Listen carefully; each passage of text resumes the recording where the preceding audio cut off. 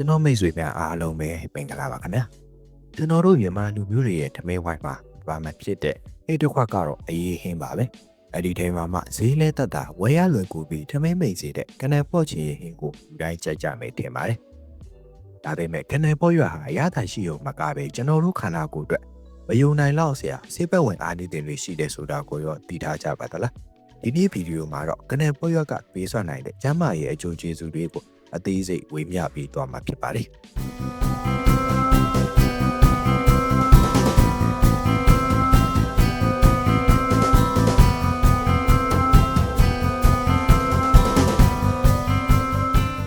ကနန်ပေါ့ဆိုတာကစုံရက်လိုပဲရေထဲမှာပါရောက်လေရှိတဲ့အလီချပေါက်ပင်တစ်မျိုးပဲဖြစ်ပါတယ်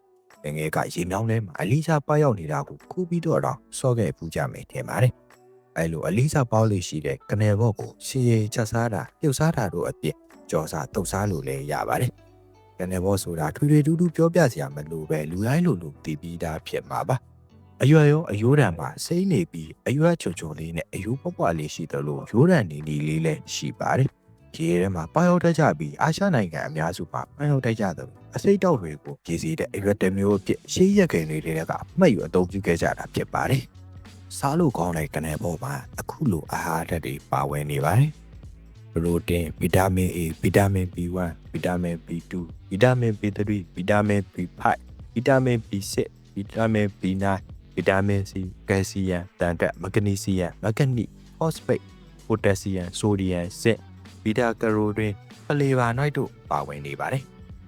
နံပါတ်1ကိုခံအားကောင်းစေတဲ့ကနန်ပေါ့မှာဗီတာမင် C ပါဝင်နေတာကြောင့်ကိုခံအားကိုကောင်းစေပြီးကားနာတာအေးမိတာဆေးပစ္စည်းမှုကြောင့်နေထိုင်မကောင်းဖြစ်တာတွေကိုတတ်တာစေနိုင်ပါတယ်ဗီတာမင် C ပြည့်ဝမှုကကျန်းမာရေးကိုအတော်လေးအထောက်အကူပေးနိုင်ပါတယ်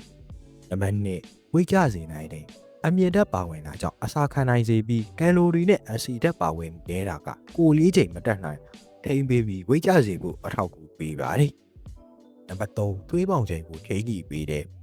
ပိုတက်ဆီယမ်ပါဝင်မှုကသွေးပေါင်ချိန်ကိုထိန်းကြည့်ပေးနိုင်တာကြောင့်သွေးတိုးကျစေဖို့တိရောက်ရောက်အထောက်အကူပေးပါတယ်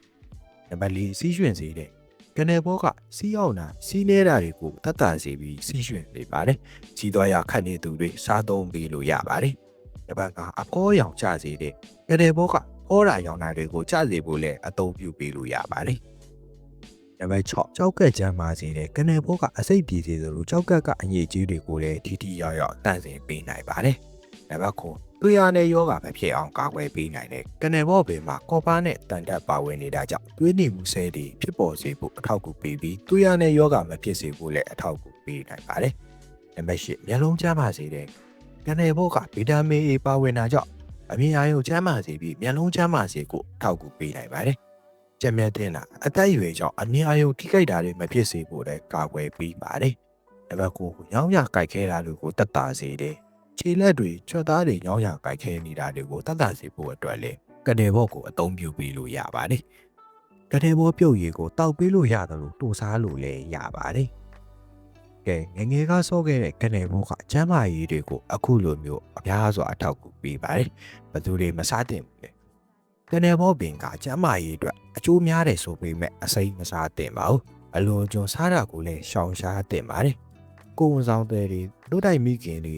ယောဂခံရှိသူတွေကျန်းမာရေးအခြေအနေတရရဲ့ကြောင့်ဆေးတောက်နေရသူတွေအနေနဲ့ဆရာဝန်နဲ့တခြားတောင်းပန်ပြီးမှသာစားသုံးသင့်ပါတယ်